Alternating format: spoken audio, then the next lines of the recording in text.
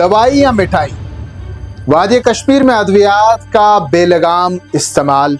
आज बात इसी पर। नाज़रीन, जन्नत बेनज़ीर वादी कश्मीर में अद्वियात का शोबा तेजी से फैलता हुआ एक बड़ा कारोबार बन चुका है, जहां अज़ खुद दवाइयां लेने का रुझान तशवीशनाक हद तक आम हो चुका है। मुअत्तद अंदाजों के मुताबिक जन्नत बेनज़ीर वादी कश्मीर में सालाना तकरीबन 3500 करोड़ रुपए मालियत की अद्वियात का इस्तेमाल किया जाता है।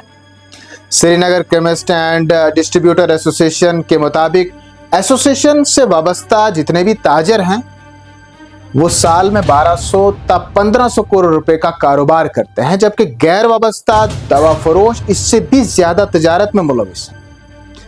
अब अगर मजमूई तौर पर देखा जाए तो निजी शोबे में अद्वियात की सालाना तिजारत तकरीबन 3500 करोड़ रुपए या इससे भी कई गुना ज्यादा बताई जाती है। इसके अलावा सरकारी शोबे में Jammu Kashmir medical science corporation limited हर साल तकरीबन 3500 करोड़ रुपए की अद्वियात खरीदती है।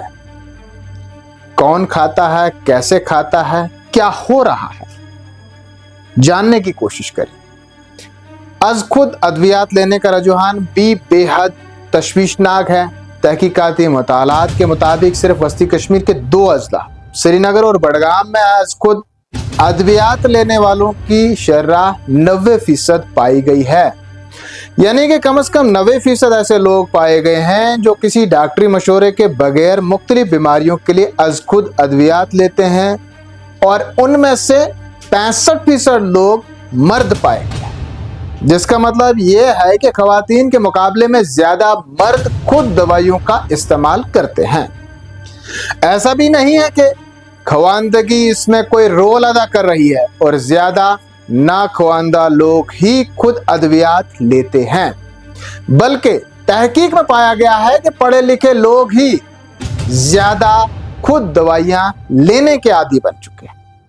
सबसे आम बीमारियां जिनके लिए खुद दवाई का इस्तेमाल किया जाता था उनमें बुखार, कमर दर्द और माइलेजिया 32% के करीब। इसके बाद म्यादे के अमराज में 30% और सांस की बीमारियों में तकरीबन 17% अद्वियात का इस्तेमाल किया जाता है।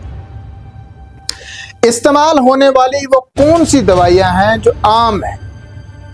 तहकीकाती मुताले से ये मालूम होता है कि 26% लोगों ने दर्दकुश अद्वियात का इस्तेमाल किया है। उसके बाद एंटीबायोटिक्स 20%, म्यादे की दवाइयां 18% और खांसी की दवाइयां 12% थी। इसके अलावा बुलंद फुशार खून यानी कि बीपी के लिए अज़ खुद इलाज के लिए 6%, मल्टी विटामिन्स 5% और एंटी एलर्जिक अद्वियात अज़ खुद लेने की शरह 2% पाई गई है।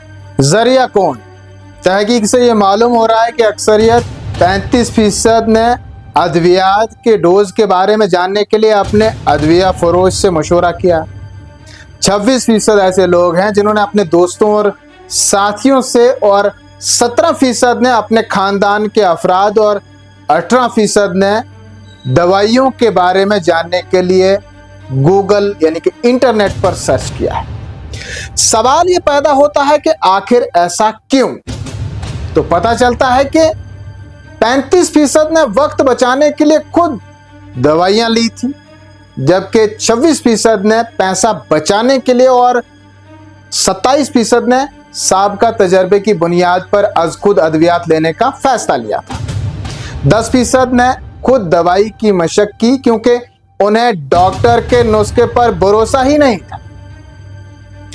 तहकीक से यह भी वाज़िया होता है कि ज्यादातर लोग अलामत खत्म होते ही दवाई छोड़ देते हैं, हालांकि 90% उसके मुज़र असरात से वाकिफ भी हैं और 41% मनफी असरात का सामना भी कर चुके हैं। जनूबी कश्मीर में की गई तहकीक भी इसी तशवीशनाक तस्वीर की अक्कासी करती है। साल 2022 में एक तहकीक की गई जहां यह देखने की कोशिश की गई कि अज़ खुद अद्वियात लेने का चलन इस खित्ते में आखिरकार किस कदर आम है और आम घरानों में किस तरह की अद्वियात पाई जाती है जिनका डॉक्टरी नुस्खों से कोई ताल्लुक नहीं है। मेडिकल कॉलेज श्रीनगर और स्किम सोरा की मुश्तरका اشتراک سے کی گئی اس تحقیق میں جو کچھ پایا گیا وہ وسطی کشمیر سے کچھ زیادہ مختلف نہیں تھا۔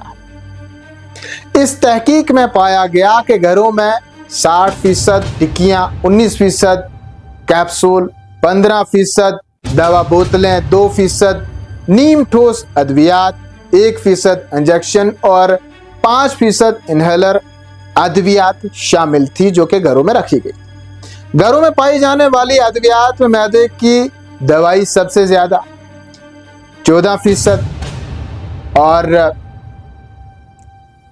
منرلز اور وٹامنز 12%، اینٹی بایوٹکس 10%، انسداد بلند فشار خون ادویات 10% اور دیگر کیلشیم، ہارمون اور آرام اور ٹکیاں تقریباً 50% پائی گئی۔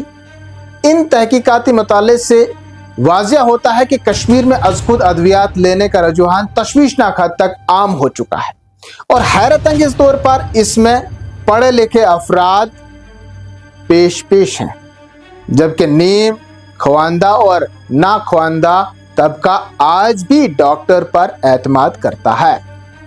ماہرین کے مطابق اس بگڑتی ہوئی صورتحال کی بنیادی وجہ ڈرگ سیکٹر کی ناقص اور غیر مؤثر نگرانی، جس کے باعث دوا فروش بلا روک ٹوک دوائیاں فروخت کر رہے ہیں اور بعض ڈاکٹر اس پیشے کو منافع کا ذریعہ بنا چکے ہیں۔ اگر فوری طور پر ادویات کے شعبے کو قانون کے دائرے میں لا کر دوائیوں کی آسان دستیابی کو محدود نہ کیا گیا تو یہ خاموش بحران نہ صرف کشمیری سماج کو معاشی طور پر کمزور کرے گا بلکہ صحت کے ایک بڑے بحران کو بھی جنم دے سکتا ہے، جس پر قابو پانا مستقبل میں انتہائی مشکل ہو جائے گا۔